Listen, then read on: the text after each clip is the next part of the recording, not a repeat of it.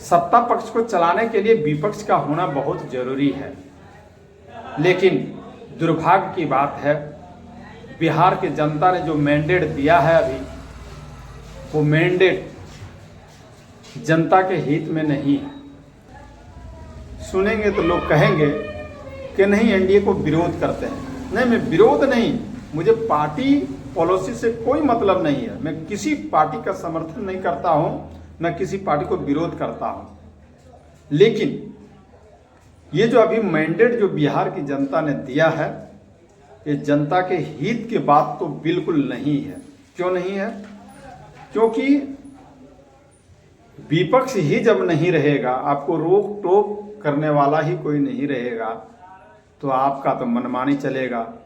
आपकी सरकार है, आपकी सत्ता है, आपका मर्जी है, आप जो करिए।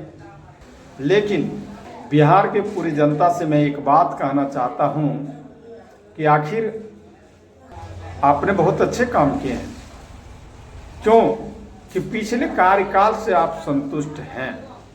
अगर पिछले कार्यकाल से आप संतुष्ट नहीं होते तो इतना बम्पर एनडीए की जीत नहीं होती। 243 सीटों में 202 सीट पर ये बम्पर जीत मिली है एनडीए की। और एनडीए के कार्यकाल से बिहार के पूरे बिहारवासी संतुष्ट हैं। चाहे सरकार की जो भी योजना हो उससे खुश हैं, सरकार के नियम से खुश हैं, सरकार के विधि व्यवस्था से खुश हों, चाहे जैसे भी हो, वर्तमान सरकार से खुश होकर के यह मैंडेट दिया है।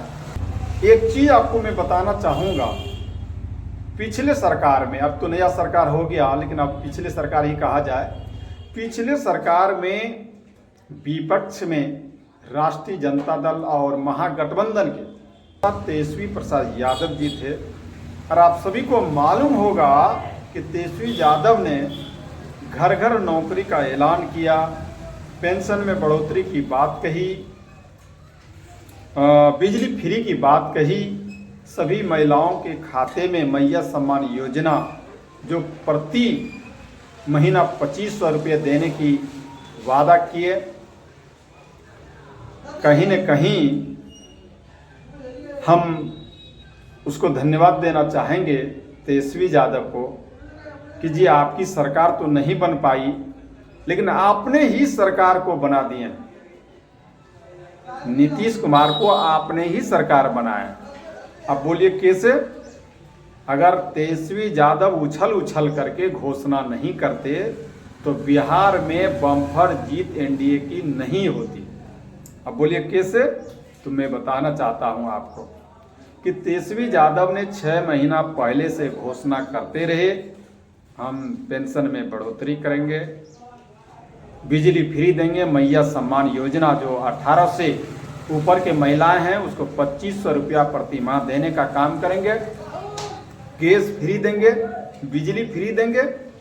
कहीं न कहीं एन वक्त पर विपक्ष का धड़ाधड़ घोषणा को इन्होंने स्वीकार कर लिया।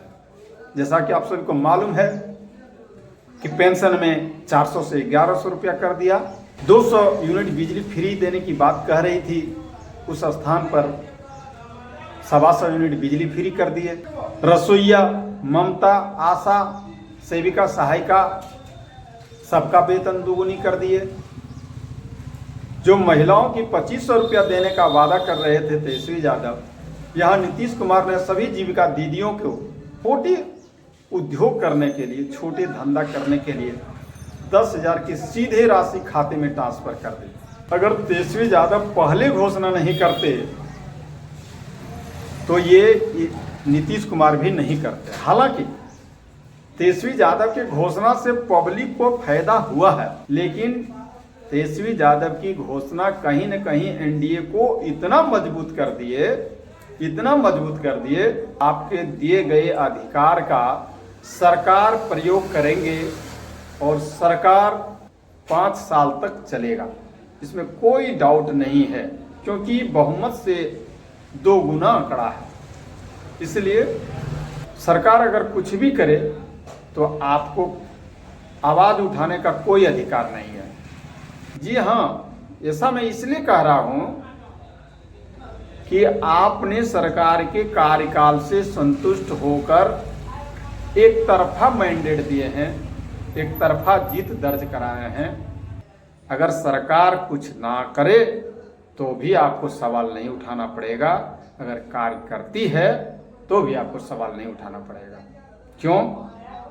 क्या आपने विपक्ष को वैसे हालात पर छोड़ दिए, ऐसे बैकफुट पर धकेल दिए जो किसी काम का नहीं रहा, हवा में उड़ गए। और ये बम्पर जीत जो है हुई है, ये फलाफल तेजस्वी बाबू की देन है। क्योंकि बिहार में एनडीए की सरकार से लोग नाराज हो गए थे और तेजस्वी यादव की छवि, तेजस्वी यादव की लोकप्रियता पिछले वर्ष की अपेक्षा में इस बार बहुत ज़्यादा बढ़ गई थी। लेकिन पिछले वर्ष की अपेक्षा बढ़ी तो जरूर, लेकिन इनकी घोषणा ने इन्हें ले डूबा, पहला कारण है। दूसरा कारण है, जैसा कि सूत्रों के हवाले से पता चल रहा है कि अगर टिकट सही लोगों को मिलता या सीट शेयरिंग में अगर किसी तरह का नजरअंदाजी नहीं करता तो सीट विपक्ष को और ज्यादा आ सकती थी। और एक और महत्वपूर्ण बात है कि तेजस्वी यादव ने अपने पिता की बातों को सीट शेयरिंग में नहीं माना। पिता का सुझाव सीट शेयरिंग में इन्होंने नहीं लिया। और आप सभी को मालूम है, जो माता पिता को ठुकराएगा तो कुल का दीप बुझ जाएगा। माता पिता को कभी नजरअंदाज नहीं करना चाहिए। जैसा कि तेजस्वी यादव ने पिता को दरकिनार करके सीट शेयरिंग किया, सीट को बांटा और खमियाजा बिहार में जो भुगतना पड़ा आप सबके सामने है। दूसरी बात, अगर सीट शेयरिंग जो भी हुआ उससे तो नुकसान कम से कम 10 से 20 सीट का तो जरूर हुआ। और दूसरी बात और अहम बात कि अगर गठबंधन भी इसका सही से नहीं चला, गठबंधन धर्म को भी नहीं पालन कर सका। महागठबंधन में सबसे पहले तो जेएमएम झारखंड मुक्ति मोर्चा को इन्होंने दरकिनार कर दिया। बिहार में एक भी सीट नहीं मिला। जैसा कि सभी को मालूम है कि झारखंड में एक सीट आने के बाद भी झारखंड सरकार ने राष्ट्रीय जनता दल को बड़े भाई की भूमिका निभाते हुए बड़ा पद दे करके उसे सम्मान पूर्वक अपने मंत्रिमंडल में शामिल किया। परंतु जब बिहार की बाजी आई तो यहाँ अपना रंग दिखा दिए और उसे एक भी सीट नहीं मिला पूरे बिहार में। आप सोच सकते हैं इसका भी फलाफल तेजस्वी यादव को मिला। और चौथी बात कि गठबंधन धर्म, जैसा कि मैंने पहले बताया कि गठबंधन धर्म को नहीं निभा पाया। क्यों? गठबंधन कई सीटों पर नहीं हुआ, तकरीबन जैसा कि मुझे मालूम है तकरीबन 10 सीटों पर गठबंधन नहीं हो पाया।